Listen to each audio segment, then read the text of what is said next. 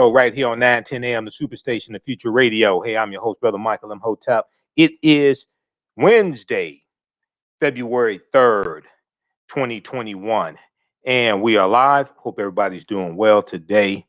It's been a very, very busy day, and I'm getting ready for my online course, Ancient Kemet, the Moors, and the Ma'afa, Understanding the Transatlantic Slave Trade, what they didn't teach you in school.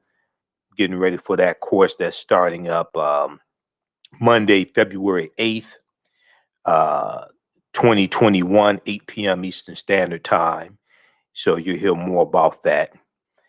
And, I was doing a lot of reading and getting ready for today's show. And we're going to deal with a topic. There was a big article from the New York Times from Tuesday.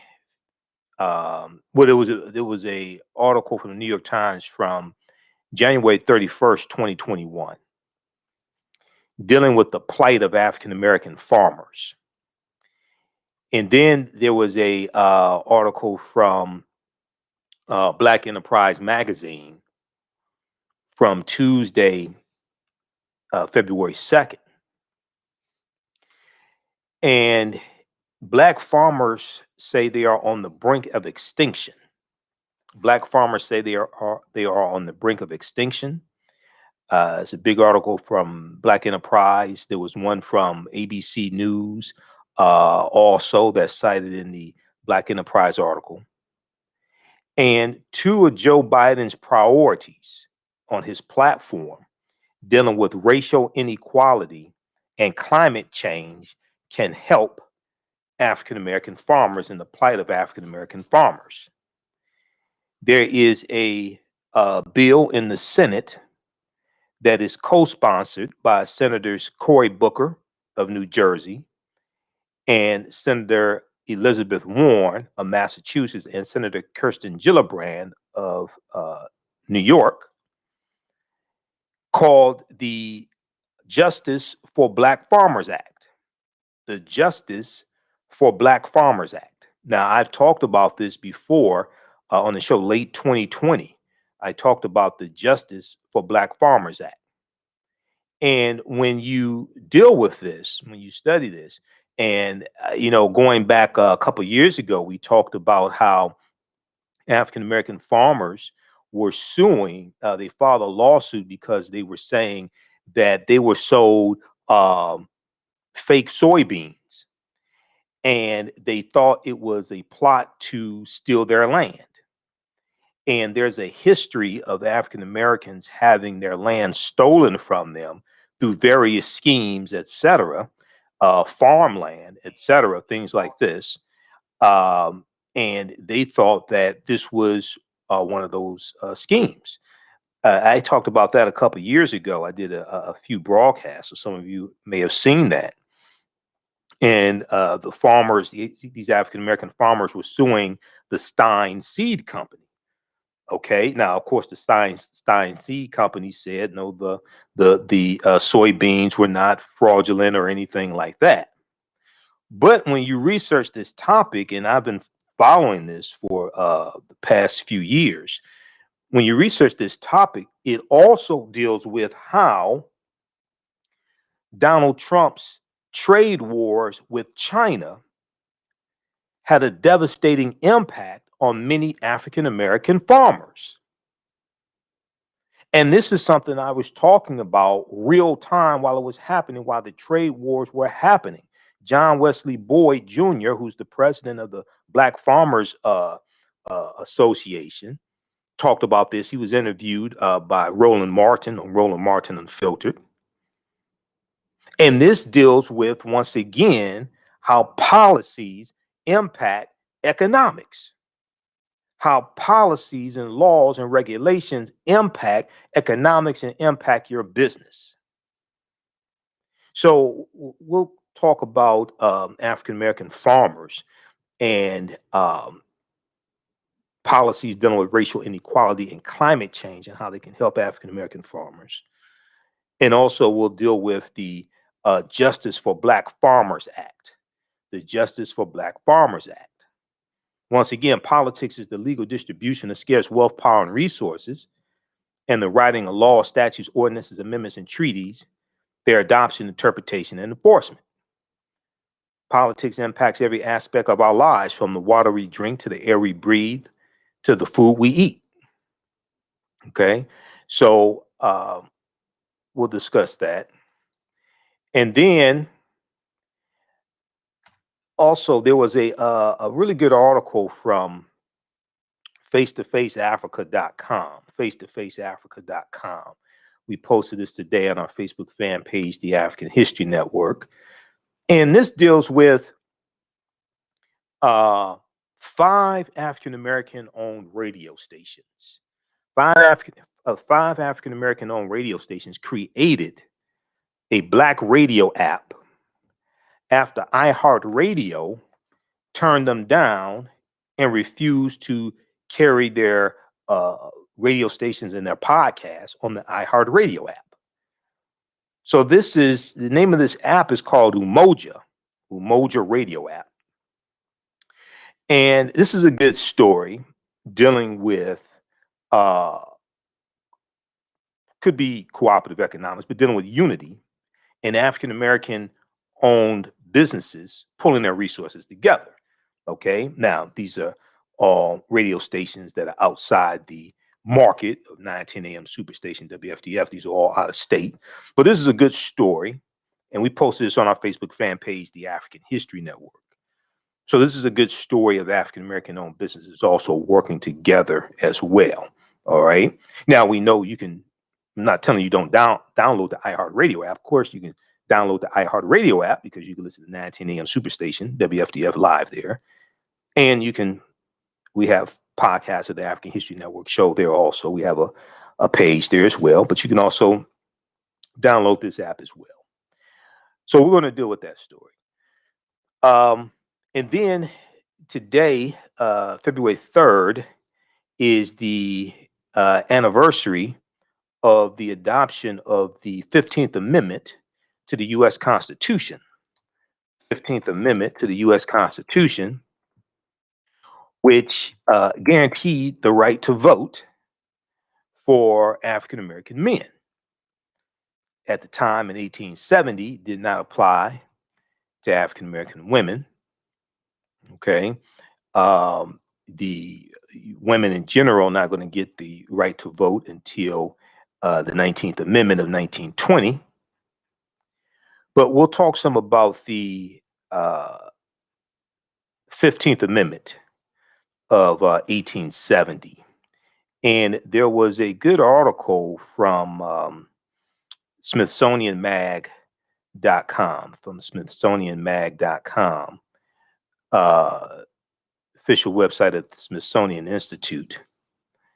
And I've dealt with this before. I actually did a presentation in early February of 2020, because I didn't do that many presentations in February. I didn't do that many presentations in 2020 because of the Trump virus. Not racism, but coronavirus, the Trump virus. So there was a article from Smithsonian Mag that deals with, does an amendment give you the right to vote? Does an amendment give you the right to vote? And I actually did a presentation about this in early February 2020, because nowhere in the U.S. Constitution does it explicitly give anyone the right to vote. A lot of people don't know this. Nowhere in the U.S. Constitution does it explicitly give anyone the right to vote. The 15th Amendment guarantees the right to vote, but then the 10th Amendment to the U.S. Constitution gives states rights, so states have a lot of say over who gets to vote. But February 3rd, 2020 was the sesquicentennial, or the 150th anniversary of the adoption of the of the adoption of the 15th Amendment to the U.S. Constitution. So this is why in 2020, February 2020, the theme for African American History Month was African Americans and the vote. African Americans and the vote. This was the annual theme for African American History Month in the year 2020, February 2020. And as I said, well, as I talk about each year when we do it African American History Month, there's an annual theme. You don't have to just recycle the same 15 to 20 sanitized Negroes every year that a lot of African American History Month celebrations have devolved into, because people haven't studied Dr. Carter G. Woodson and the Association for the Study of Negro Life and History, and haven't studied why African American History Month was created in the first place. So it becomes a celebration of African American personalities, the first Negro to do this, the first Negro to do that, runaway slaves, things like this. That's not what it's designed for.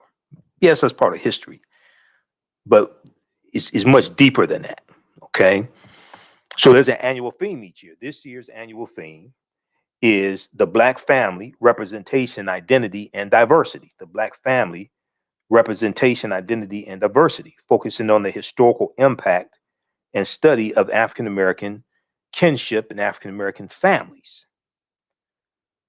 This year's theme highlights history, literature, the visual arts, and film studies, sociology, anthropology, and social policy of the African American family or the Black family.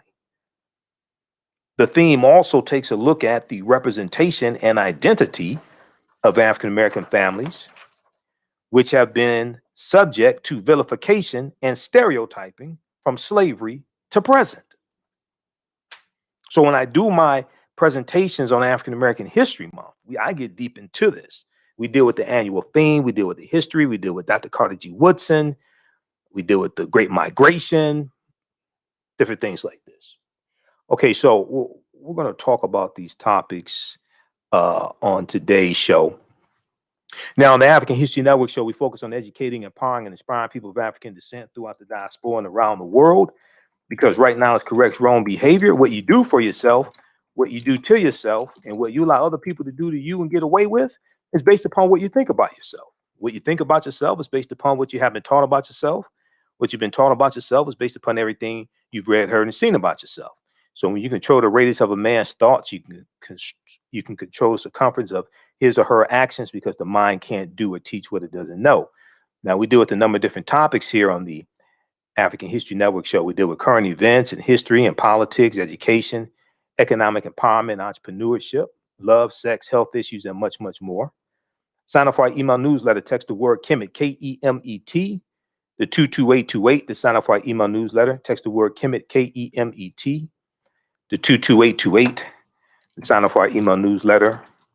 Also visit our website, AfricanHistoryNetwork.com, AfricanHistoryNetwork.com. Email us at ahnshow@AfricanHistoryNetwork.com, ahnshow@AfricanHistoryNetwork.com. For more information dealing with the online course that I'm teaching starting Monday, February 8th, 2021, 8 p.m. to 10 p.m. Eastern Standard Time. It's going to be it's a 16-hour online course that I teach. You can watch from around the world. It's 8 consecutive Mondays. Ancient Kemet, the Moors, and the Ma'afa, understanding the transatlantic slave trade, what they didn't teach you in school. Okay, so you'll hear more about that as well. All right, we're coming up here on a break in just a minute. Then also we have our because it's African American History Month, I have a 15 DVD bundle pack, the Michael Imhotep Black History Month 15 DVD bundle pack that includes 15 of my lectures, including those dealing with the history of African American History Month and lectures on different topics. Okay, that's available at our website, AfricanHistoryNetwork.com as well. We just posted a link here for that. Also, you'll hear more about that.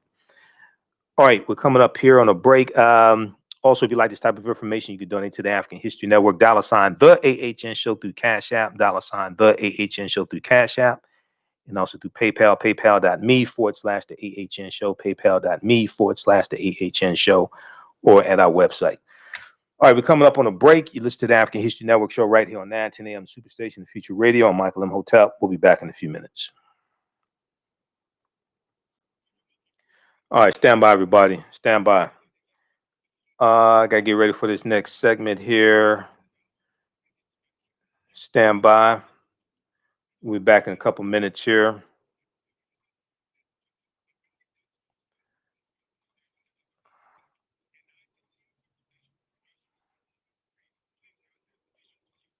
All right, how's everybody doing today? Everybody share this broadcast. Invite your friends to tune in.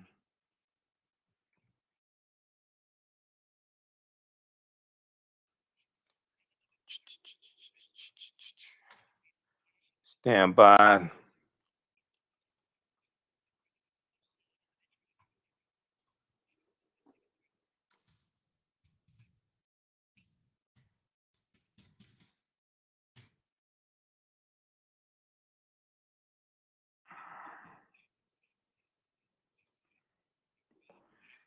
All right, let's see here. 15th Amendment. By the...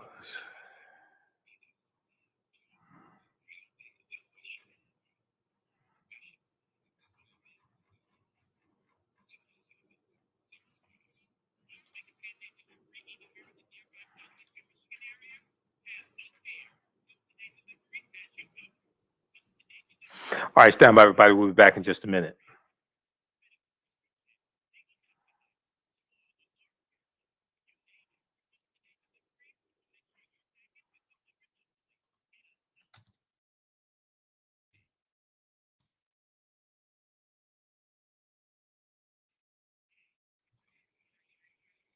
We'll be back from break in, should be 1 minute.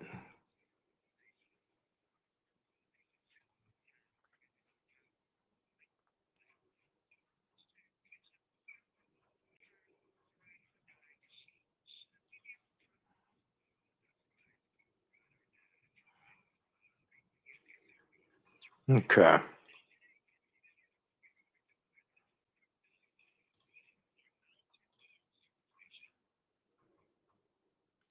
Welcome back to the African History Network show right here on 910 a.m. the Superstation of Future Radio. I'm your host, Brother Michael Imhotep. It is Wednesday, February 3rd, 2021, and we are live. So it is African American History Month. We've been talking about that past few days. I want to go to this story here. We're going to go to this clip here in just a minute, Shakita. So African American farmers say they are on the brink of extinction. On the brink of extinction. Now, there's a big article from blackenterprise.com that deals with African American farmers, and there's also a big article from the New York Times. If we look at the article here from Black Enterprise, and I'm going to pull it up here. Black farmers say they're on the brink of extinction. African American farmers made up 14% of the U.S. farming population in 1910. In 1910, okay, 1910 is about 5 years before the Great Migration started, which was from about 1915 to 1970. But today, African American farmers make up just 1.4% of the population, and discriminatory practices within the government are to blame. Discriminatory practices within the government are to blame. So we pull up this, we have this article pulled up here. Let's take a look at this. Now, agricultural communities across the country were suffering before the coronavirus pandemic, as former President Trader-in-Chief Donald Trump's trade wars with China hurt the industry in more ways than one. And you had, for instance, soybean you had soybean markets with China closing up, and they had to find other markets. You had you had to have a round of uh, loans going out to farmers because of the trade wars. And when you had the partial government shutdown in um, early 2019, going into January 2019, because Democrats won the midterm election in November 2018. And then in December 2018, you had the uh, uh, partial government shutdown. Trump walks out of the meeting with Nancy Pelosi and Chuck Schumer dealing with the infrastructure bill. And then you end up with a 35-day partial government shutdown. Okay. Well, what happened was that delayed the loans that were supposed to go to the farmers. Okay. When he had that partial government shutdown, a 35-day partial government shutdown, that delayed money going to the farmers that were supposed to help them because of the trade wars with China and losing the China soybean market. Okay. So you had, and this was on top of the problems farmers were already having. When you go back and look at the results of the trade war, and even before that, you saw a pretty significant increase in the amount of bankruptcies that farmers were filing. Okay, one report I saw said that the bankruptcies increased by 20%. You also had an increase in suicides by farmers as well. Okay, so agricultural communities across the country were suffering before the coronavirus pandemic.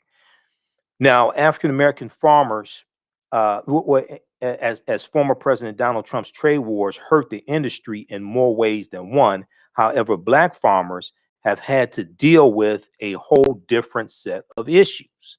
Okay, a whole different set of issues. Now, African American farmers told the Associated Press that in addition to the many challenges white farmers face, they have to deal with less access to credit and technical support. They have to deal with less access to credit and technical support, which make it harder for them to update equipment, purchase seed, operate their farms, and buy more land. Okay, so they're operating. They have to compete, but they're operating at a deficit. Now, African American farmers also said they have to deal with racial bias almost every level of government that has pushed them off their land. They have to deal with racial bias at almost every level of government that has pushed them off their land. Now, the U.S. Department of Agriculture's USDA Farm Service Agency typically relied on local loan authorities to make loan decisions. Many of these authorities were in majority white rural areas, leading to discriminatory and racist practices. Leading to discriminatory and racist practices. Quote, they do not want Black farmers to have any farm ground whatsoever. Farm ground gives you power. Farm ground gives you power. Not a lot, but it gives you some power, said Rod Bradshaw, a Black farmer who raises wheat, cattle, and Milo. He said this to the Associated Press. Now, there's also a big article that abcnews.go.com has. There's a link to that article in this one here from Black Enterprise. The Pigford settlement in 1999, worth $1.25 billion, was intended to support African American farmers who said discriminatory practices kept them from obtaining loans and other government assistance, but few, if any, African American farmers have benefited. The Trump administration did not help either, as the former president never filled the position of Assistant Secretary of Civil Rights. And there were a lot of positions that went vacant in the Trump administration, or you had heavy turnover. So in the Trump administration, he never filled the position of Assistant Secretary of Civil Rights. Now, the agency announced in October 2020 that it would commit $19.1 million to support disadvantaged veteran farmers and ranchers. But farmers say it's not enough and they are not positive the funds will reach them. The few minority farmers left in the US are now hoping the Biden administration will pass the Justice for Black Farmers Act. The Justice for Black Farmers Act. Okay. Now you probably gonna need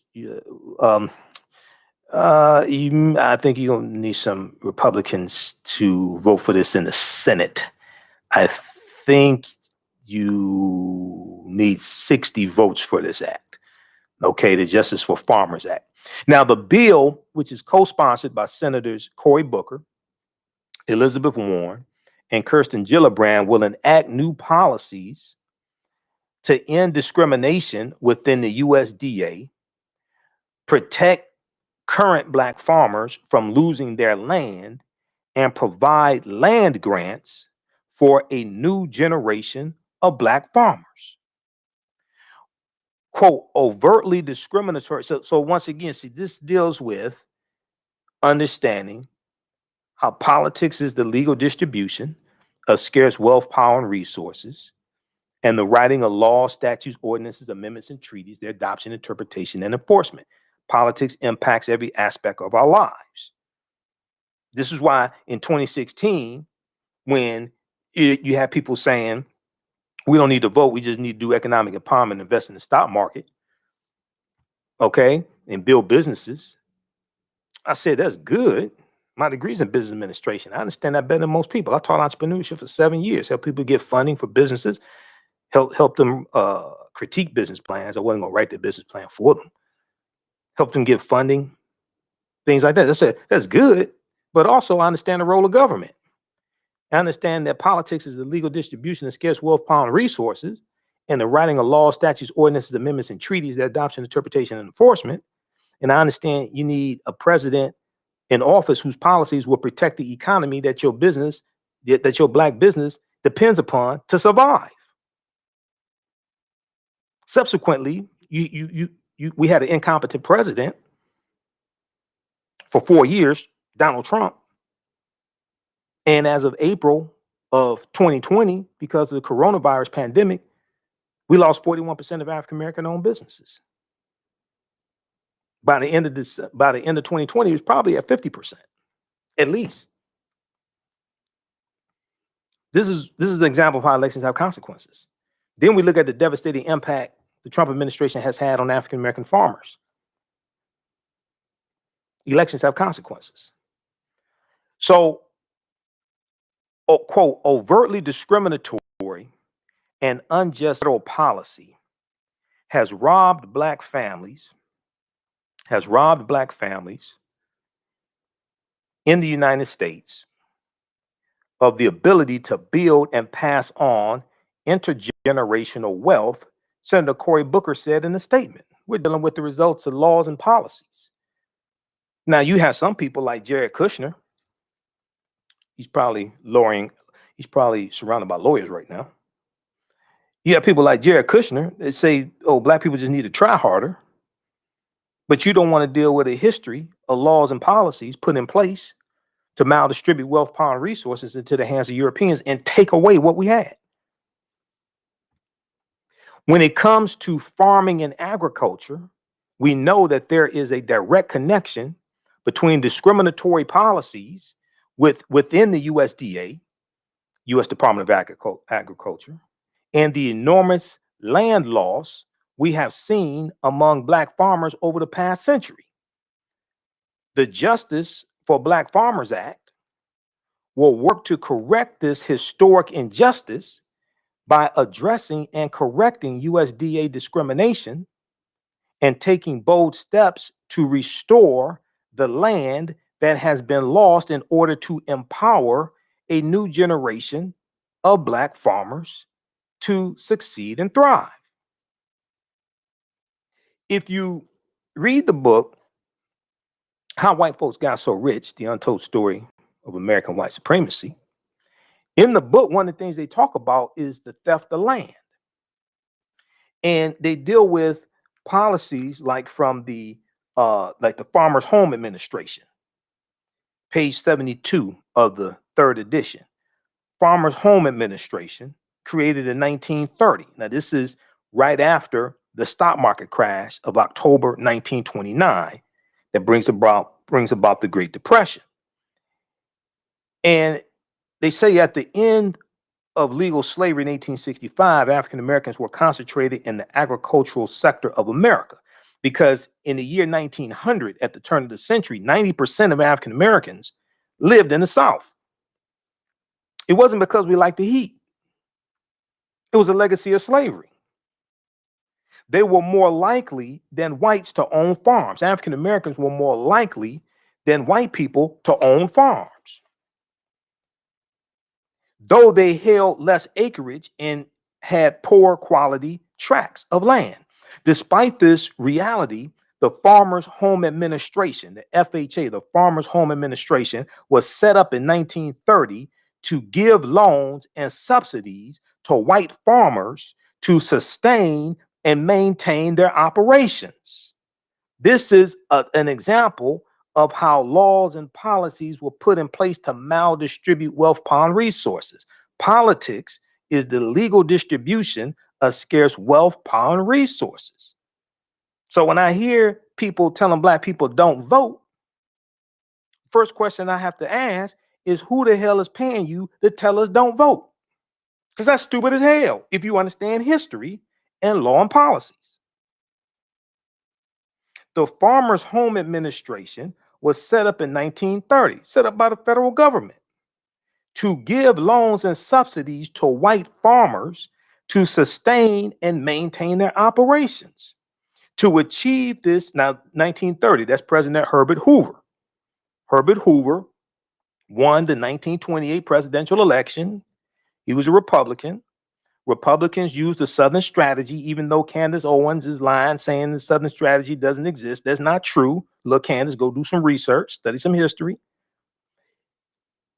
Republican, this is 1928.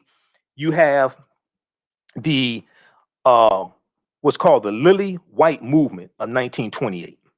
This was a movement to push African Americans out of the Republican Party and to appeal to Southern segregationist Democrats in 5 former Confederate states to get them to vote for Herbert Hoover as president.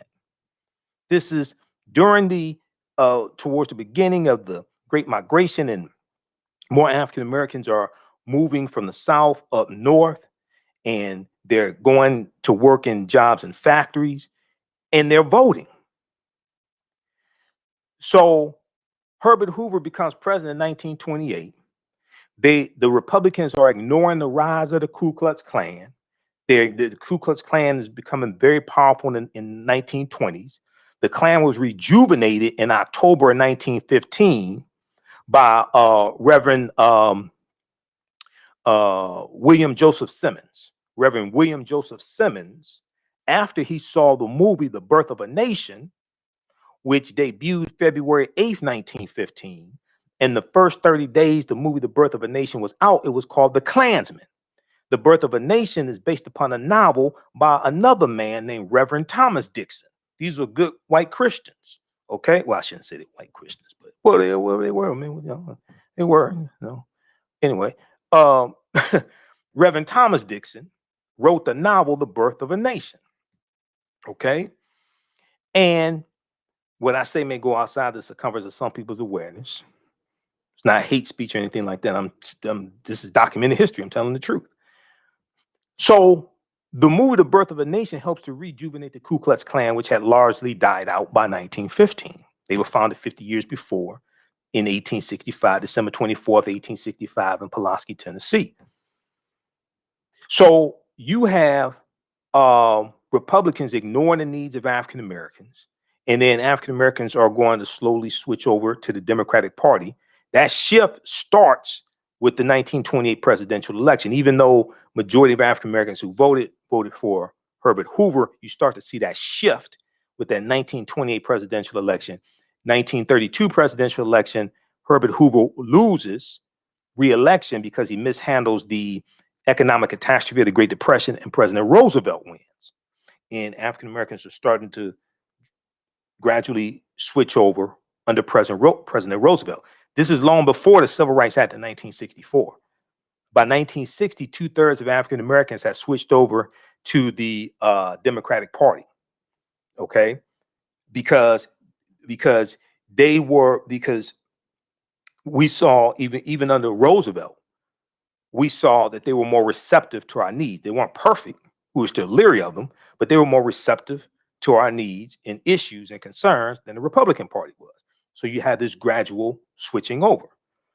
1947, 1948 presidential election, Democrats have a pro-civil rights platform.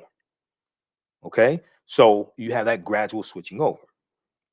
Long story short, back to the Farmers Home Administration. And somebody's trying to message me. I don't know who the hell this is. Some I don't give a damn about. But anyway. Oh, did I say it on the air? Okay. Anyway. All right. Farmers Home Administration was set up in 1930 to give loans and subsidies to white farmers to sustain and maintain their operations. To achieve this unstated racist purpose, the Farmers Home Administration allowed local whites to operate the program, and they, not the federal government, decided who would get those critical benefits. So at the state level, you had, segregationists, things like this, distributing the resources at the state level. As a result, Black-owned farms, unable to compete with the well-subsidized and well-financed white farms, fell dramatically from about 900,000 in 1930 to 682,000 in 1939. Just in that 9-year period of time during the Great Depression, from 1930 to 1939.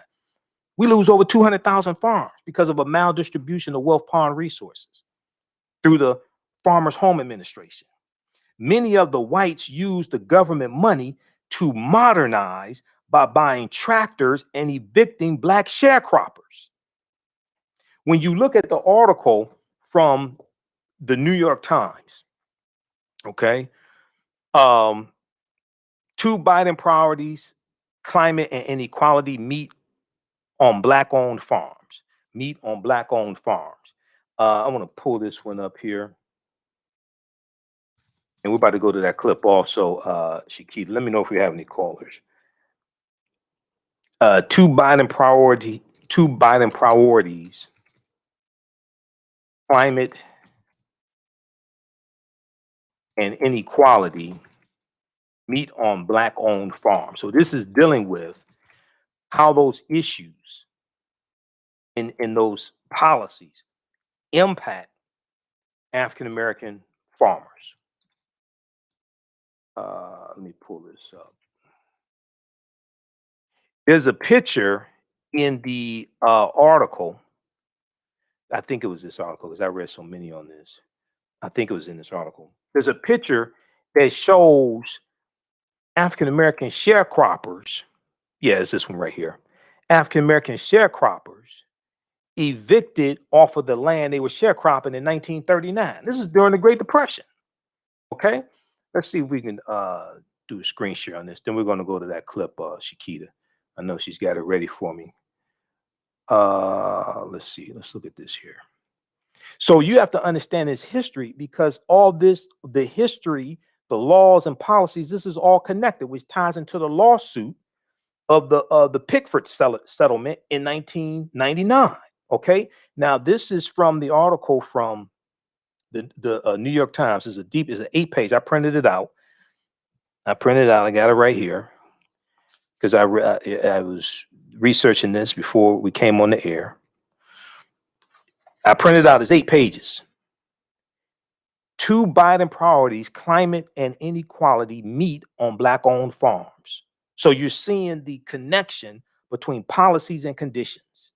Policies and conditions, laws, policies and conditions, and who you vote for, who put the policies in place. You can get something like this under Trump. This is an example of how elections have consequences. The administration has pledged to make agriculture a cornerstone of its plan to fight climate change, global warming, but also to tackle a legacy of discrimination that has pushed Black farmers off the land. You couldn't get this under Trump. So very quickly here, if we look at this picture, I'm going to show you the caption.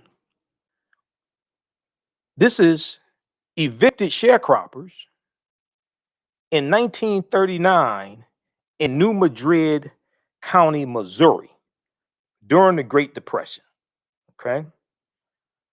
All right.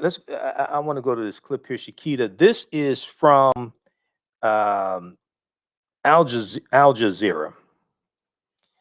This is called "Why Are All the Black Farmers Vanishing?" Why are all the Black farmers vanishing? Let's go to this clip.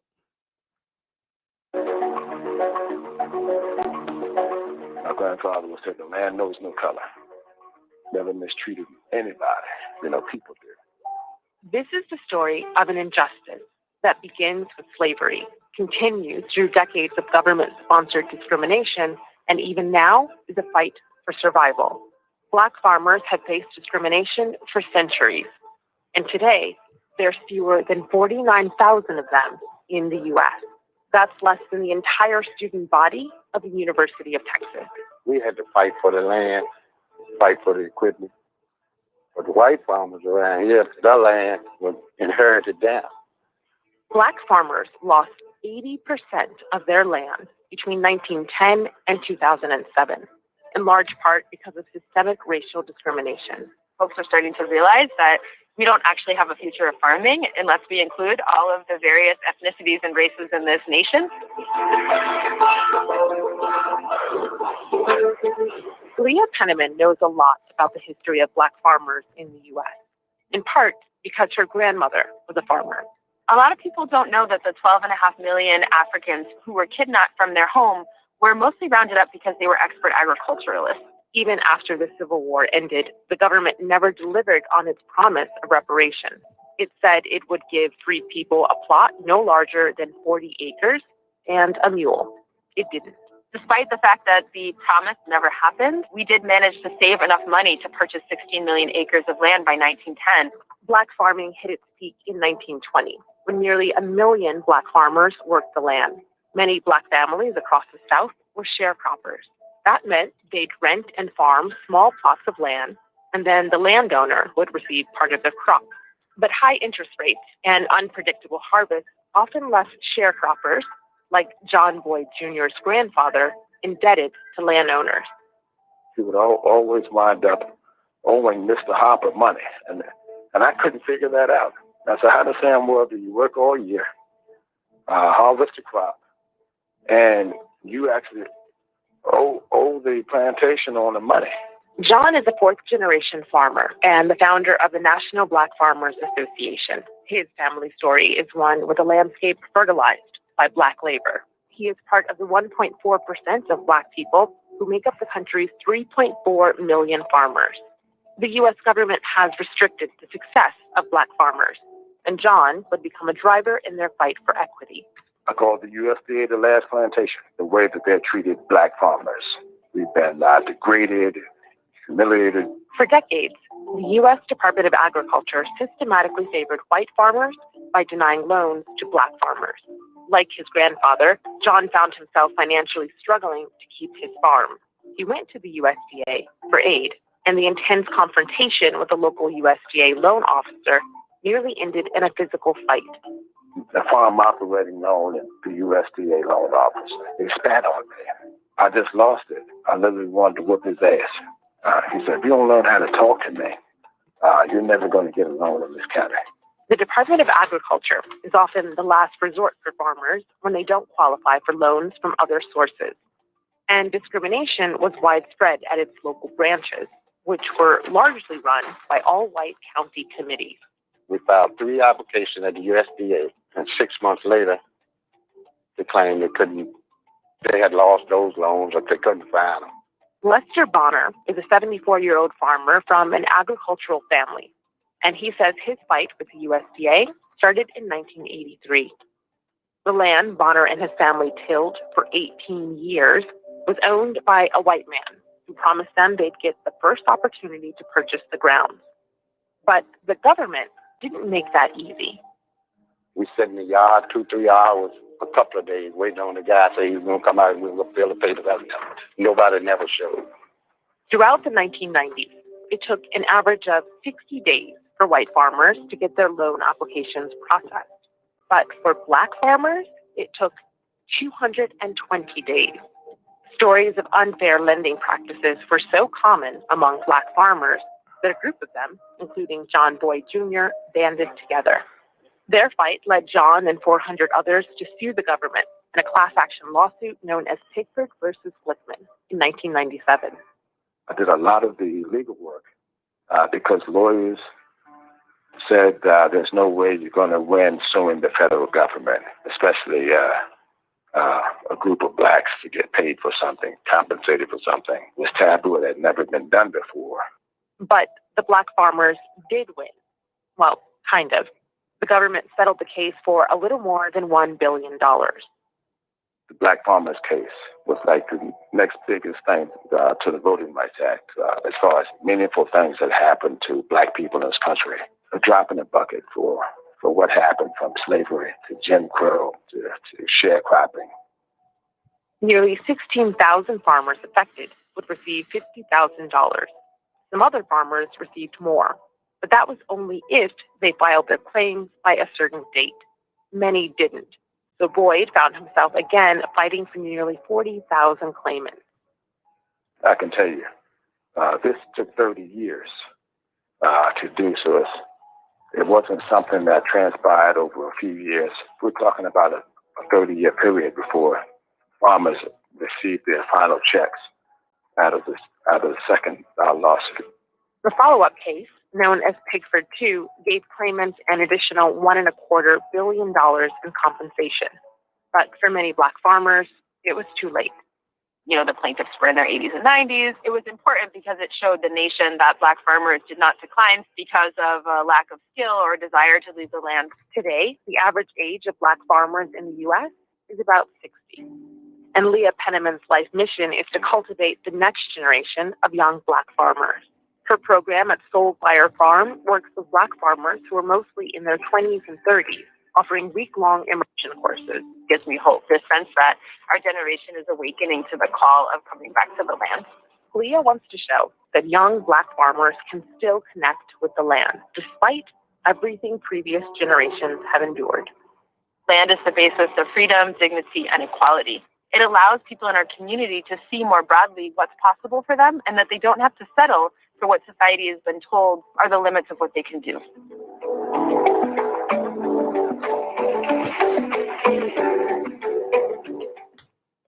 Okay, so that is from Al Jazeera. That's on YouTube. The name of that clip is The Vanishing. What was that again? Hold on, I'll give you the name of it. Black farmers. Let's see, what is it?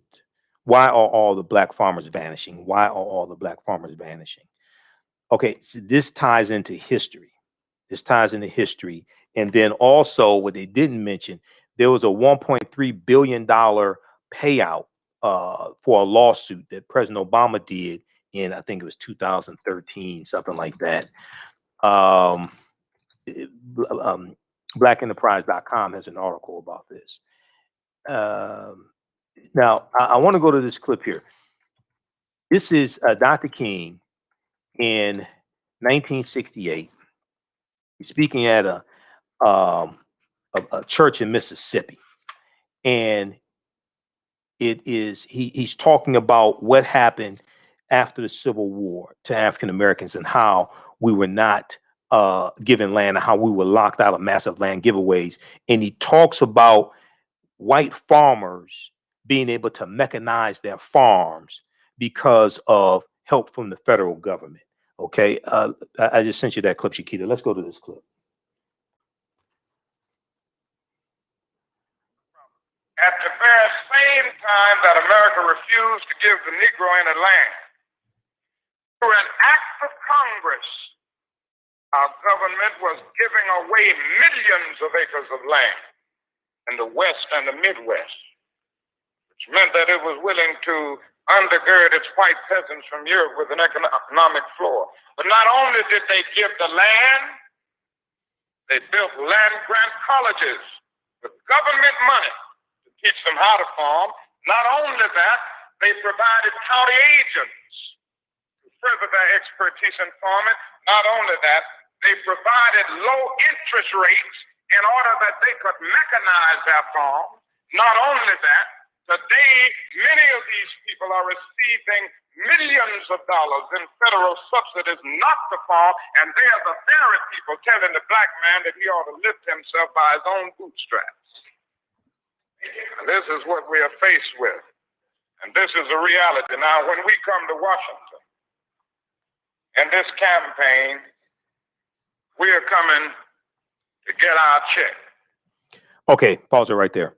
Okay, so that's from 1968, and Dr. King is talking about African Americans, one, being locked out of massive land giveaways like the Homestead Act of 1862, but also when it came to things like the Farmers Home Association being locked out of those redistribution of resources, being locked out of those loans.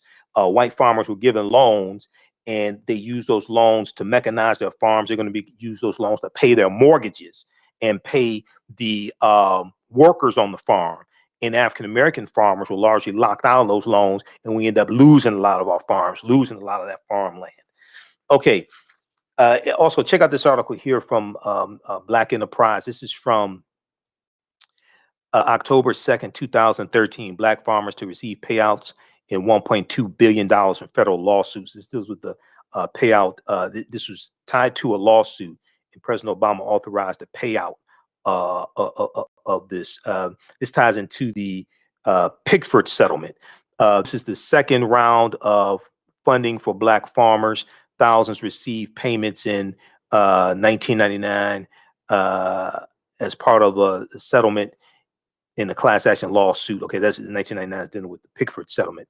After years of protests and lawsuits, Black farmers in the South will begin receiving payments this week as a result of the $1.2 billion settlement in the discrimination case against federal agriculture officials. About 18,000 farmers in total are expected to receive checks in the next few days. Instead of read that article, so that's a drop in the bucket, but that's something that John Wesley Boyd was talking about. Okay, we're going to continue this discussion on our social media platforms, our Facebook fan page, The African History Network, our YouTube channel, Michael Imhotep. If you're watching, keep watching there. We're out of time here on 910 a.m. Superstation, WFDF. Remember, right now it's correct wrong behavior. It's not over till we win. Wakanda forever. Stay tuned for Pastor Greg Davis. We'll talk to you tomorrow night. Peace. All right, stand by, everybody. Stand by. We're going to keep going. Okay, how's everybody doing?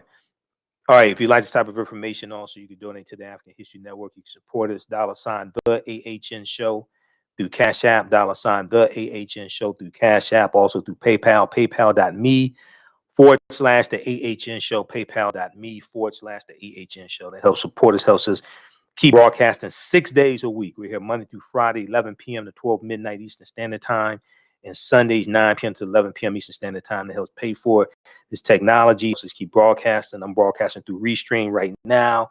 I just paid these jokers $209 for this package, so I can broadcast, show you all this, do the screen share, and then also rebroadcast these shows throughout the day. Okay, so we rebroadcast these shows throughout the day as well, and some of the broadcasts I've done, and I'm going to start doing rebroadcasts overnight. Also, I have to program those, hit people on the West Coast, etc. Okay, so we definitely appreciate the support. Um, for African American History Month, we have the 15 DVD bundle pack of some of my lectures. The Michael Imhotep Black History Month DVD bundle pack, 15 DVD bundle pack. And it includes everything from my lectures dealing with the film Black Panther to a presentation I did dealing with the history of African American History Month to ancient Kemet, the winter solstice, and the history of Christmas.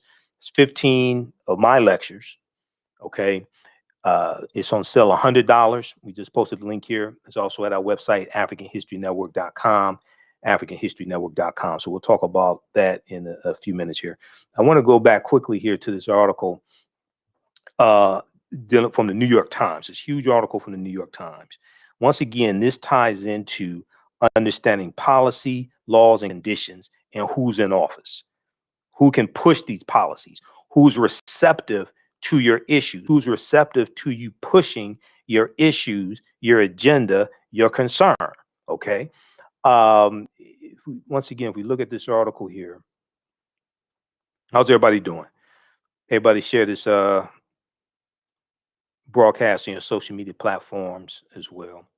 African American business owners post the name of your business here on the thread of the broadcast. We'll let you know how you can advertise with the African History Network. Also visit workingwithjohnray.com, workingwithjohnray.com.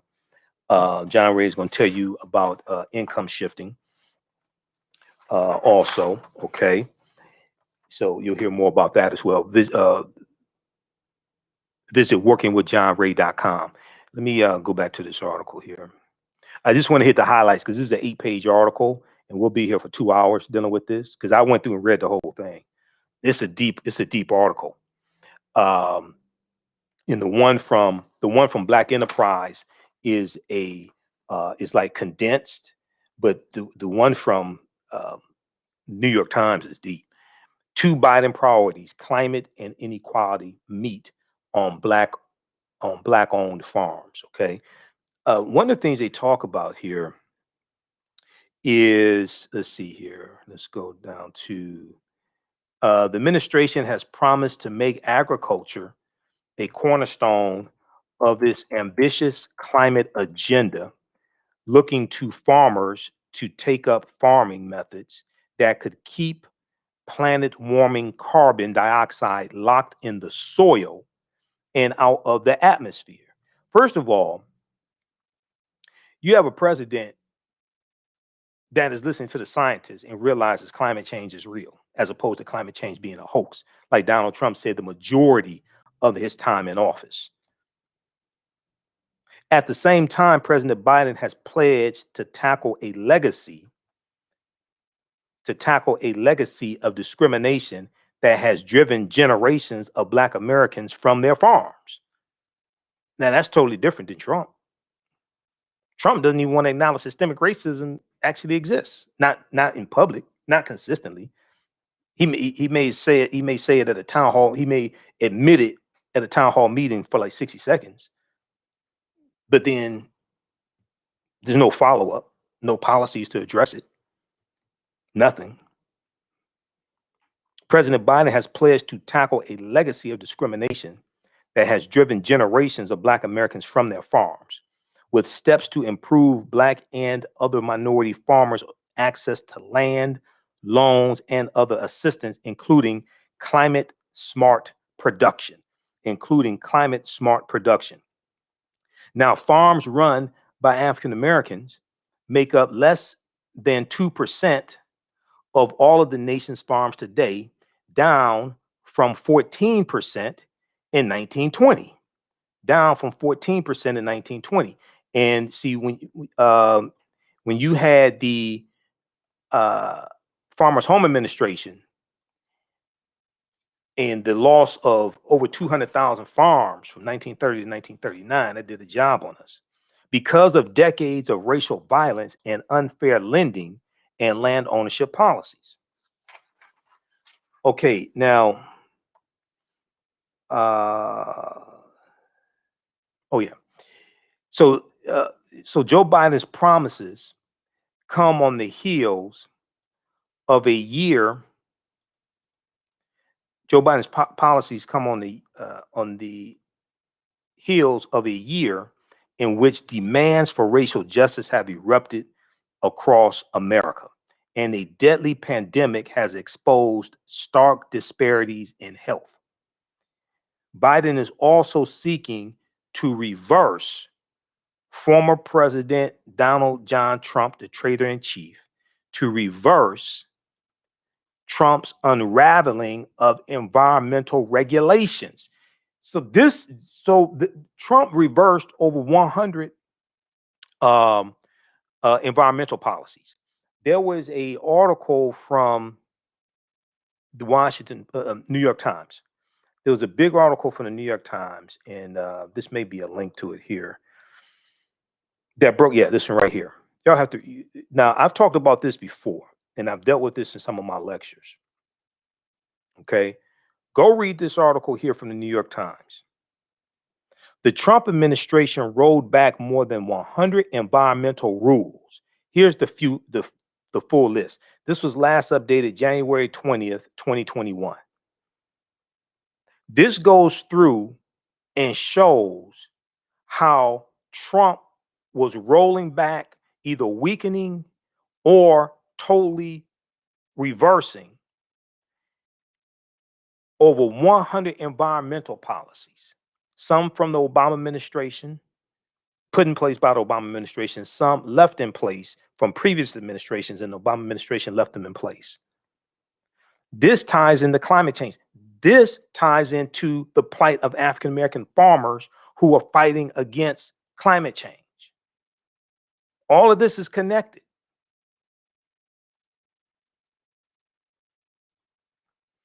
Over the 4 years, the Trump administration dismantled major climate policies and rolled back many more rules governing clean air, water, wildlife, and toxic chemicals. When you do things like this, who do you think this hurts the most? Because we talk about environmental racism. Who do you think is hurt the most when you have rollbacks and regulations like this? African American and Hispanic Latino communities. In all, a New York Times analysis based on research from Harvard Law School, Columbia Law School, and other sources counts nearly 100 environmental rules officially reversed, revoked, or otherwise rolled back under Trump. More than a dozen other potential rollbacks remained in progress by the end, but were not finalized by the end of the Trump's term. Quote, this is a very aggressive attempt to rewrite our laws and reinterpret the meaning of environmental protections, said Hannah Viscara, a staff attorney at Harvard's Environmental and Energy Law program, who has tracked the policy changes since 2018. This administration, the Trump administration, is leaving a truly unprecedented legacy, and it's not a good one. This administration is leaving a truly unprecedented legacy. Elections have consequences. So while people in 2016 were saying we don't need to vote, we just need to do economic empowerment, invest in the stock market, and build businesses, they didn't talk about the environment and environmental racism and how that would impact African American farmers, how that impacts African Americans in areas that are already having problems with pollution, emissions from plants, lead in the waters, not just Flint, Michigan. All of this is connected. So this article goes through it and breaks this down by category: air pollution and emissions. It deals with the reversals completed, reversals in progress, drilling and extraction, infrastructure and planning, animals, water pollution, toxic substances and safety. So go read this full article here. this ties into the plight of the African American farmers. The Trump administration rolled back more than 100 environmental rules. Here's the full list. 98 rollbacks were completed, 14 in progress. This is from the New York Times, okay? So I've kept up with that throughout the years because I've included that in some of my presentations. All right, I want to go back quickly to this article here, the original one from the Times. There was another section, land trust, there's another passage I want to look at.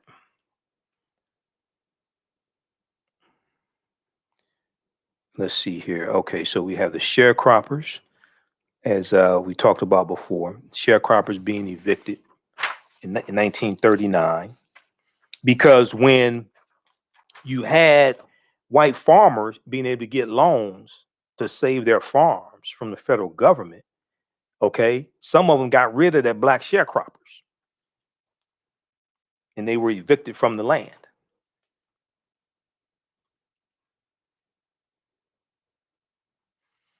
Let's see, where is that? For a brief time.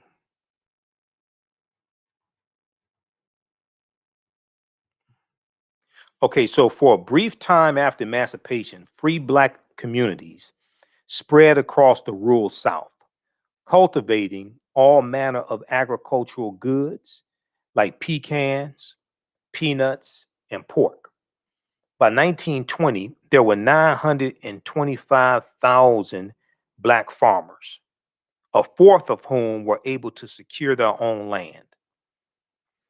The Jim Crow era brought a violent backlash from white landowners, and black farmers and sharecroppers became the target of intimidation, bombings, and other attacks. The discrimination and racist violence spurred many black farmers to flee north, often to cities, as part of the Great Migration. Now, that wasn't the only reason why they were fleeing north. Part of it was domestic terrorism. We were being ran out of the South. That's part of it. That's not all of it. You have things like the boll weevil invasion. You have the boll weevil eating up cotton crops and eating up the crops. You have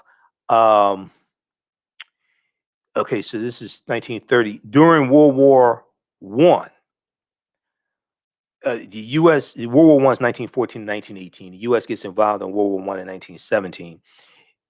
When the U.S. troops go fight in the war,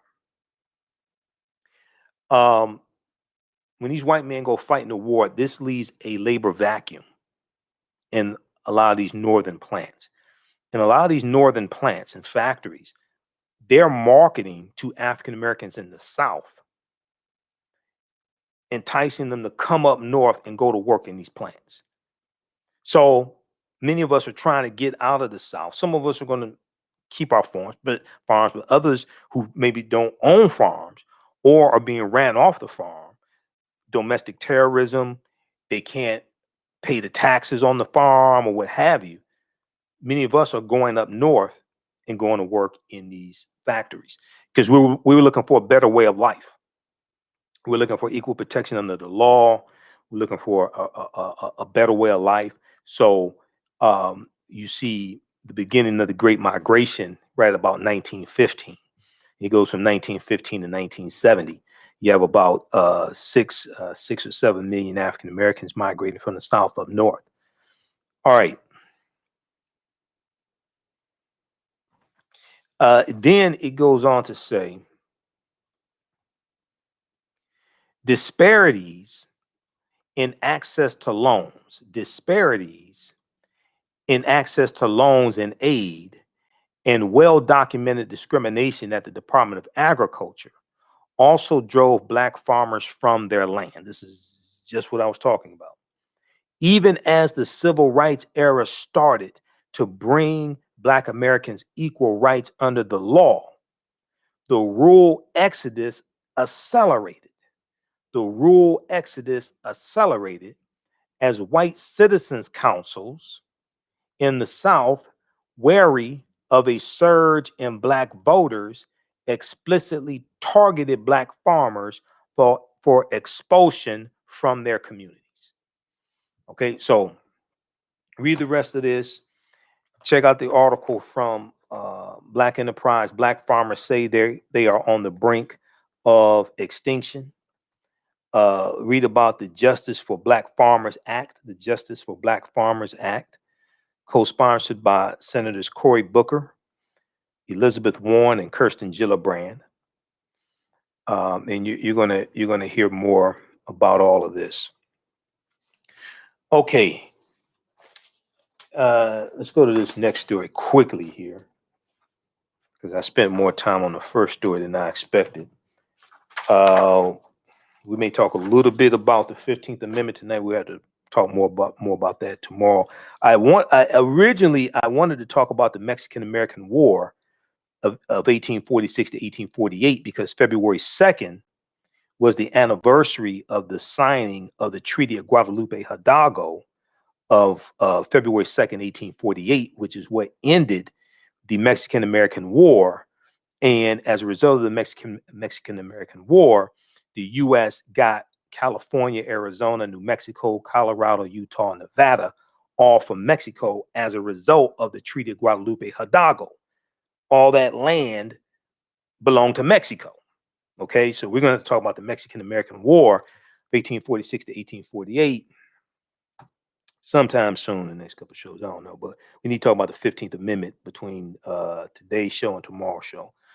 It's just so much to cover, and I only have so much energy and so much time. Let's see. Okay, let's go to this other story here. So I saw this article from face-to-faceafrica.com. And this deals with African-American owned radio stations. Okay. And I used to be on the Empowerment Radio Network. Some of you all know that. That was an African-American owned radio station. And it's hard, in dealing with it's hard being in African-American radio, especially when it's talk radio. If you're playing hip-hop music, you make more money doing that. Talk radio is very hard. Okay. But this story here from face-to-faceafrica.com, this deals with 5 African-American owned radio stations. After iHeart Radio refused to platform 5 black radio stations, they came together to create a unique black radio app. They came together to create a unique black radio app. And let's see, where is that? Let's pull this all up here from face-to-faceafrica.com. So across America, black representation in the media space is quite limited, thereby affecting African-American voices in national political discourse, as well as in their cultural thoughts. And so the stories of African Americans, when it comes to their culture, challenges worldviews and political persuasions as told by powerful media channels, mainly owned by white people. So oftentimes we have to go, we're on white networks or stations or iHeart Radio or something like that to get our message out. So if we look at this article here, this is from February 2nd. I think this is February 2nd.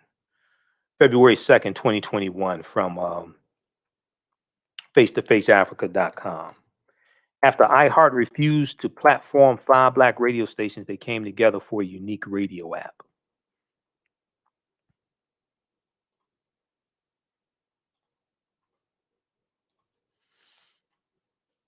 So a new platform is seeking to change this position and let African Americans tell their own stories. The platform known as Umoja, as Umoja Radio App. Umoja Radio App is a joint effort by the owners of 5 African American owned radio stations: WUVS 103.7, WHPB 98.5, WUGM 106.1, WVBH 105.3, and WQID 105.3. The platform represents the latest chapter of excellence in African American media. And let's see, let's blow this up some more. All right. So the founders of the app decided to create their own app after iHeart Radio refused to allow their stations on this platform. What is particularly unique about Umoja, about the Umoja Radio app, is the development of the app embodies African liberation from the limitation of traditional media platforms, and traditional gatekeepers. Okay, so they came together, pulled their resources together, created their own app. They're going to have podcasts, things like this, so we can get this information out directly to our people. Your thoughts create feelings, your feelings create actions and behaviors, your actions and behaviors create results. I need to see if they can carry the African History Network show. Okay, I need to see if they can carry the African History Network show, because I have podcasts going back to 2010. Oh, I have over 1,000 podcasts of the show. So this is something extremely important. Okay, they pulled together resources. Roland Martin, on his show today, he talked about how African American media is oftentimes locked out of advertising dollars from corporations, and African American owned media platforms can't grow because we're locked out of the advertising dollars. And he talked about we have to come together. We can't just have 20, 30 different platforms and they're all struggling, or 20, 30 different media companies and they're all struggling. We have to come together and pull resources together so we can scale, so we can hire more people, so we can have some sustainability. Okay. And you can do more. You can reach more people. You can hire writers to write original articles, to produce original content. You can have people out in the field, etc. So what is particularly unique about Umoja Radio is that the development of this app embodies African liberation from the limitation of traditional media platforms, and traditional gatekeepers. And there's Stacey Abrams also, that picture. So the developers of the app chose the name Umoja, which in Kiswahili means unity. And that's the first principle when we celebrate Kwanzaa, the first day of Kwanzaa. The first principle of the Nguzo Saba is Umoja. So the 7 principles of Kwanzaa, that's not something we just practice for 7 days during Kwanzaa and we forget about that the rest of the year. That's something that we practice throughout the year. This is one of the reasons why Kwanzaa is from December 26th through January the 1st. It goes into the new year. So you take those principles with you into the new year. Okay. Rhonda said, what's your sign? I'm a Gemini. Okay. That may be good or bad for some people, say have a split personality, what have you, but I'm a Gemini. Okay. All right. So let's continue. Now, through the platform, they strive to maintain unity in the family, community, nation, and the human race. The app features over 45 independent Black-owned community-based radio stations with a mission of Black empowerment. The app features over 45 independent Black-owned community-based radio stations with a mission of Black empowerment. Okay, they need to carry the African History Network show. Now, the uniqueness of the platform is also to meet the demand for an urban outlet with engaging, educational, entertaining content, whereas other platforms lack diversity and inclusion.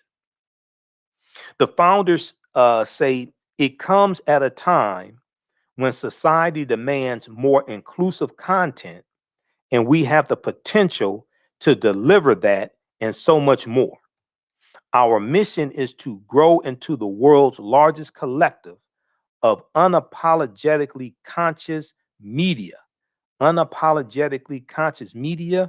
podcasts, and syndicated radio stations. We hope you are able to join us on this wonderful and revolutionary journey. So download this app. Keep listening, keep watching the African History Network show. Monday through Friday, 11 p.m. to 12 midnight Eastern Standard Time, and Sundays, 9 p.m. to 11 p.m. Eastern Standard Time, and then watch our broadcast. But in between that, download this app here, Umoja radio app, okay? Now, Umoja is hoping to achieve instant hit as uncensored podcasts and digital streaming platforms have largely overtaken spaces previously dominated by traditional radio, record labels, and television. Quote, we now have an opportunity to fill a void with Umoja radio app and provide content with inclusion. Black content creators not only steer popular culture, but can now do it from independent platforms and in spaces that we own, according to the founders. Now, the founding of the Umoja radio app comes on the heels of African American History Month and a campaign by Yahoo to Make Space for Black Voices campaign to honor Black History Month. The programming includes a celebratory Yahoo logo in partnership with creative artist Janelle Young, as well as new video series and on-air interviews celebrating Black change makers, and a special live stream event featuring different industry leaders, Yahoo said. Okay, so check out this article here from face-to-faceafrica.com. You see, we share a lot of their content. This article is by Abu Mubarak from February 2nd, 2021. After iHeart Radio refused to platform 5 Black radio stations, they came together to form a unique Black radio app. They're putting the principles of self-determination and the principles of Kwanzaa into practical application, because I hear a whole lot of people pontificating and theorizing, and they're usually talking about conspiracy theories and all this stuff. And I tell people, show me the manifestation of your pontification. That's what I want to see. Show me the manifestation of your pontification. Okay, this is what they're actually doing. You have to own something. You have to create something. All right, so check out that article also. Umoja, U-M-O-J-A, U-M-O-J-A, Umoja radio app. You're able to download that from the Google Play Store or Android Store, iTunes, the Apple Store, the Google Play Store. All right, and let's see. Lastly, okay. All right, how's everybody doing? We have DL, Gordon, Kim, Rhonda. All right, if you like this type of information, you want to support the African History Network, you can do so through Cash App, $ the AHN Show through Cash App, $ the AHN Show through Cash App, also through PayPal, paypal.me/the AHN Show, paypal.me/the AHN Show, and at our website, AfricanHistoryNetwork.com. Okay, so if you want to donate 10, 15, 25, 50, 100, whatever, that helps us stay on the air 6 days a week, keep doing the research, pay the bills, help finance the show. You can also set up for a recurring donation through PayPal if you want to as well.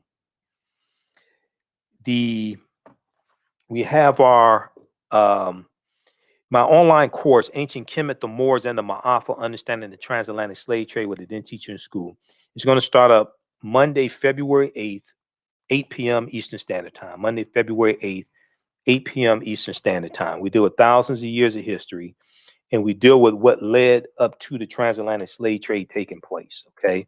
Originally, we were going to do this February 3rd, but I'm still pulling everything together. So it's going to be Monday, February 8th. You can register right now at our website. Well, I'll post a link here. It's also at our website, AfricanHistoryNetwork.com.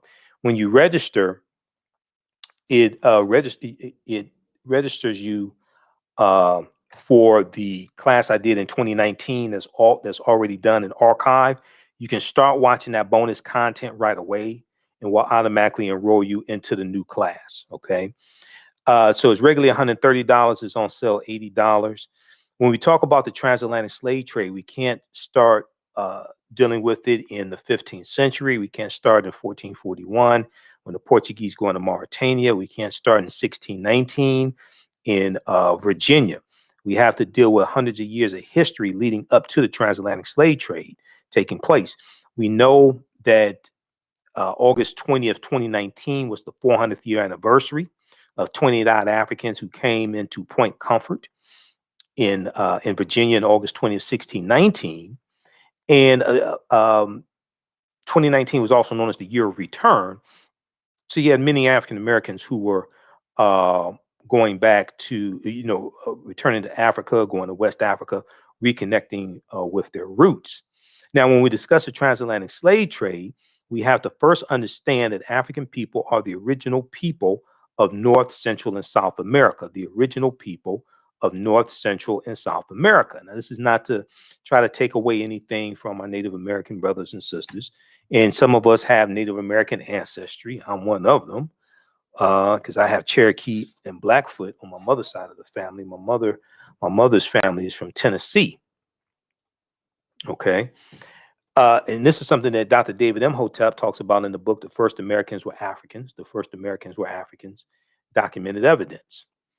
And let me pull this up here. This is something that Dr. David Imhotep talks about in the book, The First Americans Were Africans, Documented Evidence. So many of you have heard or seen my interviews I've done with him. All right. Interviewed him like 13, 14 times. I need to check with him, see when his new book is coming out. I interviewed him October 12th. So when we started our daily show, Monday, October 12th, 2020, which was incidentally Columbus Day or Indigenous Peoples Day, he was my first guest. Okay. So I need to check and see when his new book is coming out. But when we deal with, and we'll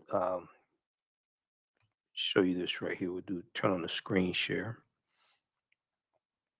And there's also a video that you can watch, which is a preview here as well. So it's a 16-hour online course. This is when I did it in 2019, but you can register here. You can enroll right there. And all that we have, about 30 hours of content that's already recorded, previous classes. You can start watching right away. Watch from all around the world. Okay. Let's see. So we have to understand that African people are the original people in North, Central, and South America and have been in the land we call the United States of America at least 51,700 years. We can't start studying our history in slavery. Even when we study the transatlantic slave trade, which is important to study, we can't start in 1619 or in the 1440s when the Portuguese get involved, because the Portuguese are the first ones involved in the transatlantic slave trade, and then the Spanish are right behind them. Okay. We have to understand the history chronologically and deal with the 800-year occupation of Europe by the Africans known as the Moors, who entered the Iberian Peninsula, today known as Spain and Portugal, from North Africa in 711 AD. So we don't just deal with the transatlantic slave trade, but we deal with thousands of years of history leading up to the transatlantic slave trade. Okay, so this is Ancient Kemet, the Moors, and the Ma'afa, understanding the transatlantic slave trade, what they didn't teach you in school. Ancient Kemet, the Moors, and the Ma'afa, understanding the transatlantic slave trade, what they didn't teach you in school. And I posted the link here. As soon as you register, you can start watching. Okay, so we'll post that right here. And that'll get you, will automatically enroll you in the class that's starting up Monday, February 8th, 8 p.m. to 10 p.m. Eastern Standard Time. So it's going to be 8 consecutive Mondays. It's about 16 hours in total. I do a PowerPoint presentation. We have video clips, show you video clips. We have book references, about 50 articles that I reference. For more information, you can email me at ahnshow@africanhistorynetwork.com, ahnshow@africanhistorynetwork.com for more information. Okay, African American business owners, post the name of your business here in the thread of the broadcast. Email us at customerservice@africanhistorynetwork.com. We'll let you know how you can advertise with the African History Network. Visit workingwithjohnray.com, workingwithjohnray.com. Now, John Ray is going to teach you about a concept called income shifting, all right? And with income shifting, you can do everything from build an emergency fund, get out of debt, begin to buy assets, things that make you money while you sleep as well. Do you know what income shifting is? It's taking your money back from those who are taking it from you. That's thousands of dollars a year saved, and they will show you how to do this. Okay. Visit workingwithjohnray.com, workingwithjohnray.com for more information. All right, let's go to this last story very quickly here, working with John Ray. And then I'm going to go over what's in the 15 DVD bundle pack, the Black History Month, the Michael Imhotep Black History Month DVD bundle pack. We'll go over quickly those, the presentations in that bundle. I want to go to the Zen Education Project. So February 3rd is the anniversary of the 15th Amendment of 1870. And the 15th Amendment guaranteed the right to vote for African American men. All right. This is 5 years after the Civil War ends. It ended in June of 1865. So if we look at this from the Zen Education Project, February 3rd, 1870, the 15th Amendment ratified. Ratification to the U.S. Constitution officially granted African American men the right to vote by declaring that the right of citizens of the United States to vote shall not be denied or abridged, by the United States or by any state on account of race, color, or previous condition of servitude. However, the promise of the 15th Amendment was blocked for almost a century through the use of poll taxes, literacy tests, and other means, and more recently by voter ID laws. Okay. Now, so check this out at the Zen Education Project. All right. February 3rd is the anniversary, the 151st anniversary of the 15th Amendment being ratified in 1870. Now, there is a good article that I talked about last year. There's a good article that let me show you this here. February 3rd, 1870, 15th Amendment is ratified. This is from the Zen Education Project. Okay. There is a good article from Smithsonian Institute. And this deals with, does an amendment give you the right to vote? Does an amendment give you the right to vote? Let me go, where is that one here? It's right here. So this came out February 3rd, 2020, on the 150th anniversary of the ratification of the 15th Amendment. And I did a broadcast that day, and I did presentations dealing with this. So this was in African American History Month in 2020. And I did presentations dealing with this. And this tied into the 2020 theme for African American History Month, which was African Americans and the vote. African Americans and the vote. Okay. Let's see here.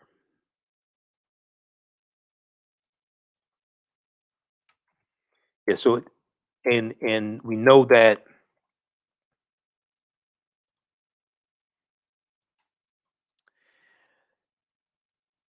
So, and one of the reasons why the theme for African American History Month in 2020 was African Americans and the vote, because that was the 150th anniversary of the 15th Amendment. So if we look at this, so if we look, so if we look at this, if we look at this article here, if we look at this article here, okay, I'll be done in a few minutes. If we look at this article here from the Smithsonian, okay, does an amendment give you the right to vote? In 2020, the 15th Amendment, the first voting rights amendment added to the U.S. Constitution, celebrates its 150th anniversary. You've likely heard, perhaps on the news or in the classroom, that the 15th Amendment to the U.S. Constitution gave or granted African American men the right to vote. Okay. It's a turn of phrase that works as a shorthand. Unfortunately, it's misleading, and the reason why it's misleading is because nowhere in the U.S. Constitution does it explicitly give anyone the right to vote.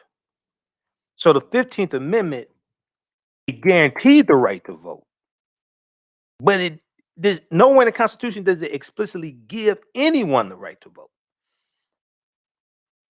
As written, the 15th Amendment does not explicitly grant anyone the right to vote. Instead, it prohibits federal and state governments from placing restrictions. Instead, it prohibits federal and state governments from placing restrictions on voting based on three criteria: race, color, and previous conditions of servitude.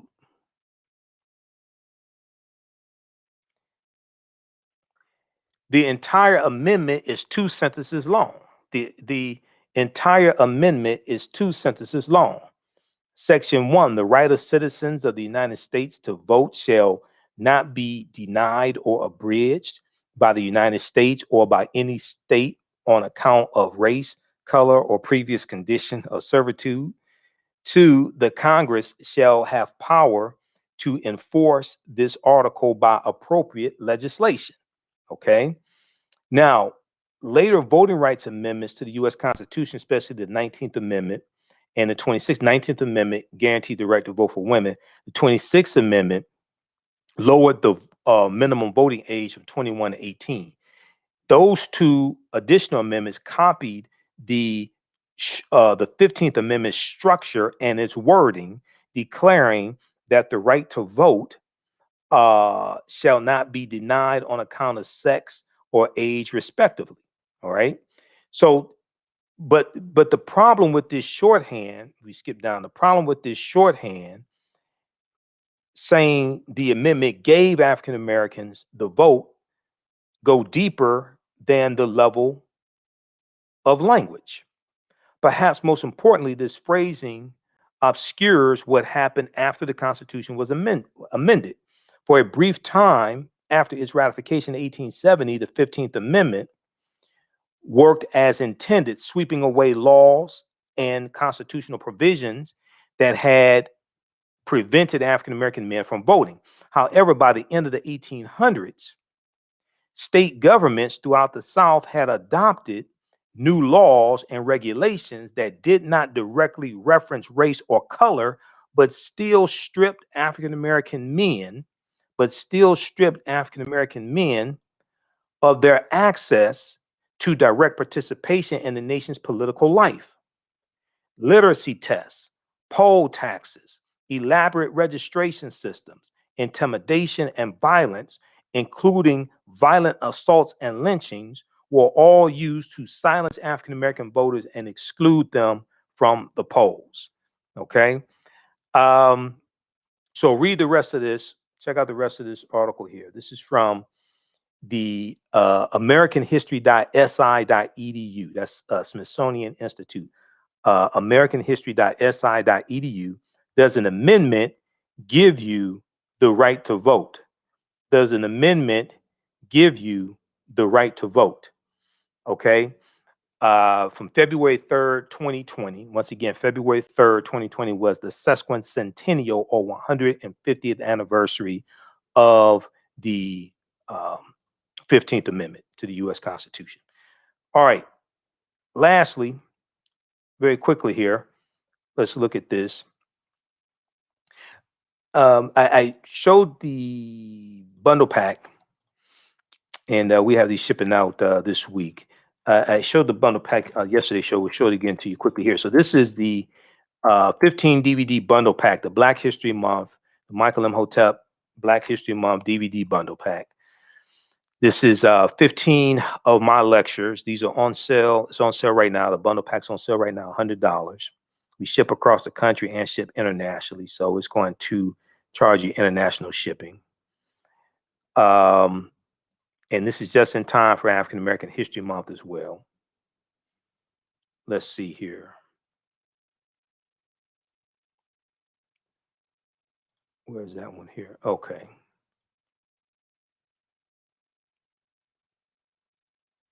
So I'm going to show you these presentations that are included in this bundle pack. And this gives a lot of good content for you to discuss and to watch during African American History Month. So you don't have to deal with a lot of the same things, because some people are tired. Some people don't like going to Black History Month celebrations, African American History Month celebrations. One, they say they're depressing. Two, it's, the same runaway slave stories they hear, all the time, what have you. So I got stuff that people haven't seen before, haven't heard before. So we have, there are 15 presentations. These are all DVD lectures. I'm doing PowerPoint presentations, things like that. We have almost 3-hour presentation I did dealing with the film Black Panther analysis, African culture, history, and Afrofuturism. There's a description here for each one of these when you check it out at our website, AfricanHistoryNetwork.com. And I did a lot of research dealing with the film Black Panther to be able to do these presentations. We deal with the African cultural influences. We do a lot of history, what the word Wakanda means. Wakanda means possesses secret powers in the Omaha Ponca Indian language and Sioux Indian language. Wakanda is a real word. In Kikongo, Wakanda is also a Kikongo word as well, which is a Bantu African language.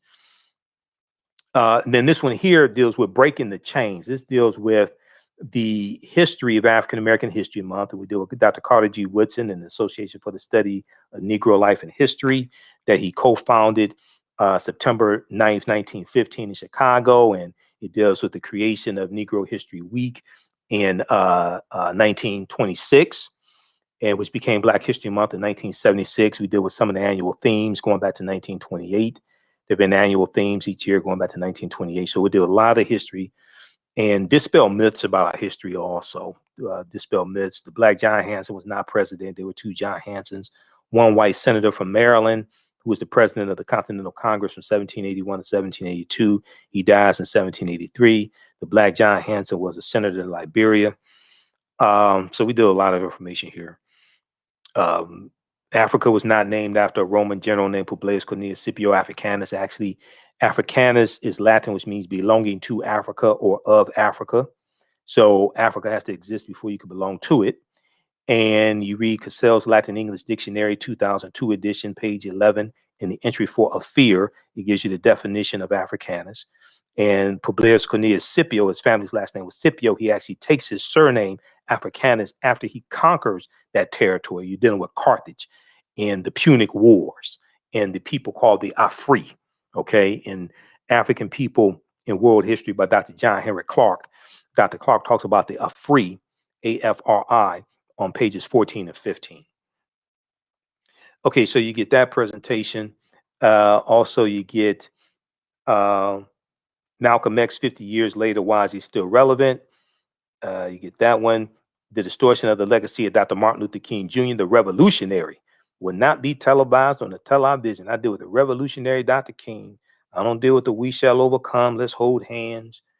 I don't deal with that. I deal with the revolutionary Dr. King. I deal with the Dr. King that tried to get a concealed pistol license in 1956 during the Montgomery bus boycott, and he was denied a concealed pistol license. Okay, so we deal with the revolutionary Dr. King. Dr. King is his whole legacy totally misunderstood, just like Malcolm. Malcolm was misunderstood, and towards the end of both of their lives, their ideologies are converging. That's why this book here from James Cone Jr. is so important. Martin, Malcolm in America, A Dream or a Nightmare, because their ideologies were converging toward the end of both of their lives. Okay, so you get that one. You get what else you get here? Okay, let's go back. You get that one, and then the next one is, oh, this is another one dealing with Black Panther, lessons from the film Black Panther. Economic guerrilla warfare, political self-defense, and how to Wakanda to vote. I deal with how do we take the enthusiasm from the film Black Panther and use it for economic empowerment and political empowerment. So that's what I break down in this presentation. And you can order these in the bundle pack. It's cheaper in the bundle, or you can order them individually. Some of these on, so this is a DVD bundle.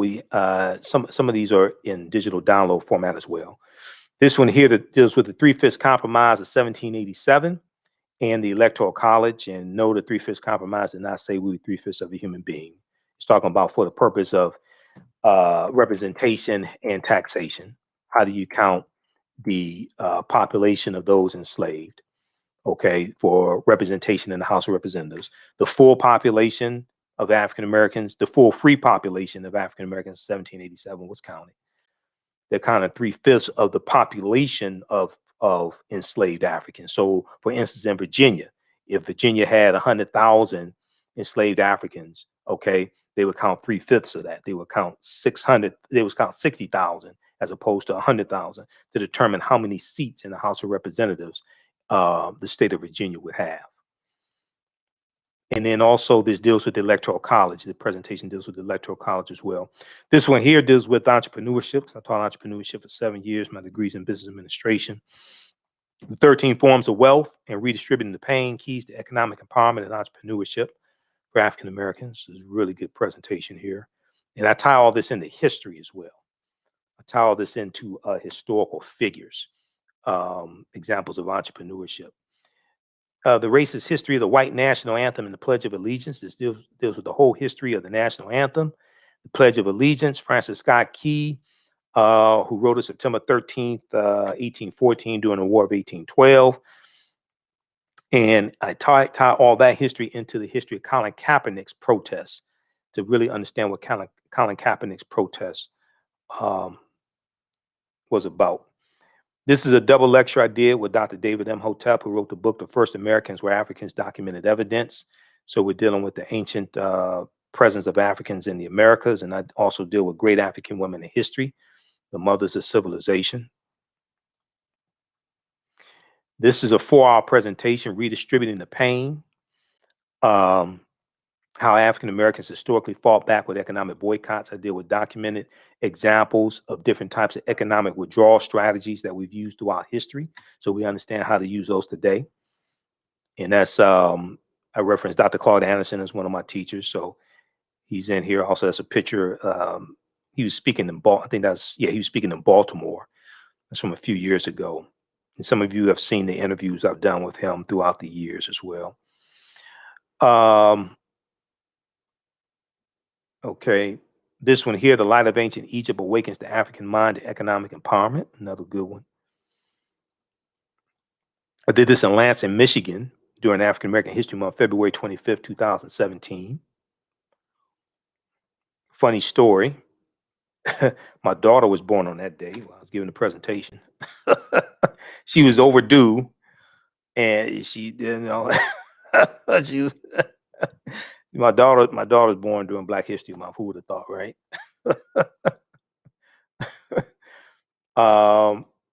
We didn't know she was going to come then, but yeah, my daughter's born during Black History Month, right? I guess that's appropriate. Okay, either that or Kwanzaa.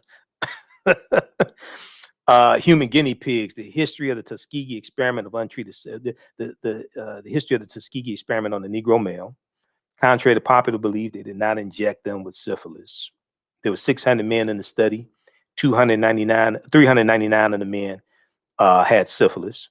They had an early form of syphilis called latent syphilis, where you have syphilis, but you don't have any symptoms. 201 men in the study did not have syphilis. They were the control group. They were the group the control group is the group that you compare the other group to, that you are subjecting to the stimuli or the stimulus or the stimuli. So the Tuskegee experiment was bad, but they did not inject them with syphilis. That's why those memes that you see floating around on social media, it says they injected it with syphilis. That's why they don't cite any sources, because they don't have any. That's not what happened. And it was the study was supposed to last 6 to 9 months, ended up lasting about 40 years, started about 1932, 1933. But this deals with the whole history of the Tuskegee experiment of untreated syphilis of the Negro male, separating fact from fiction. There's a whole lot of fiction floating around. This one here, a Black Panther analysis for children, African culture, history, and Afrofuturism. I'm presenting to 65th through 12th graders and their teachers. And we're dealing with the film Black Panther, dealing with different themes of the film, how it relates to actual African history, how the teachers can use the different themes in the film to teach actual African history, okay, and deal with African culture also. I did this at the Charles H. Wright Museum of African American History. This is a really good one. Great African Women in History, the Mothers of Civilization. Is so you're going to get the 2 DVD set. It's like 4 hours. So we deal with great African women in our history from all different time periods, from Osset to Madam C.J. Walker to her mentor Annie Turnbull Malone, the Queen Nzinga, Yaa Asantewaa, Assata Shakur, Queen Charlotte Sophia, Angela Davis, all different time periods. Great African Women in History, the Mothers of Civilization. And this one here.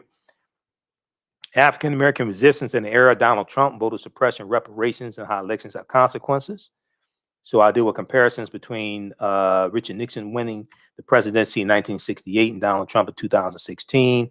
I deal with the rapid voter suppression that took place in the 2016 presidential election as well.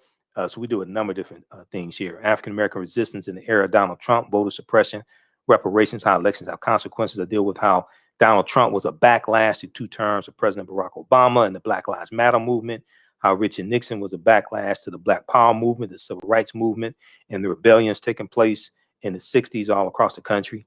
And lastly, Ancient Kemet, the winter solstice and the history of Christmas. Ancient Kemet, the winter solstice and the history of Christmas.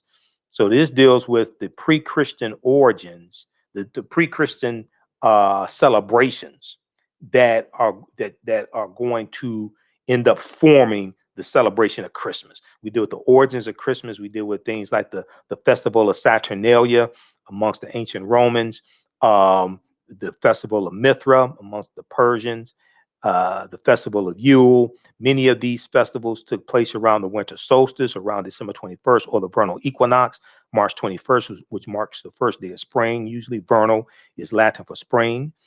We deal with the influences from various cultures, religions, mythology, astronomy, etc. So that's a deep presentation. It's a 3-hour presentation. Ancient Kemet, which is one of the original names for Egypt. Ancient Kemet, the winter solstice, and the history of Christmas. Okay, it deals with Asar, Osset, and Heru being born on December 25th of a virgin birth to Osset. Now, some of this may go outside the circumference of some people's awareness. Just because you never heard it before, disagree with it, or don't like it, does not mean it's not true. This means you have to do some research to understand what I'm talking about. But that's all in that 15 DVD bundle pack. The Black History Month, Michael Imhotep Black History Month 15 DVD bundle pack. It's on sale right now. AfricanHistoryNetwork.com. It's right on the homepage. When you scroll down, we just posted a link here as well. We had those shipping out this week. So you can place your orders, and your African American History Month will never be the same again. You're going to have a very, very interesting African American History Month, okay? Because it won't be information that you've heard before, oftentimes, all right? For many people, a lot of this will be some new information. Okay, hey, look, we have to get out of here. Remember, at the African History Network, we focus on educating, empowering, and inspiring people of African descent throughout the diaspora and around the world.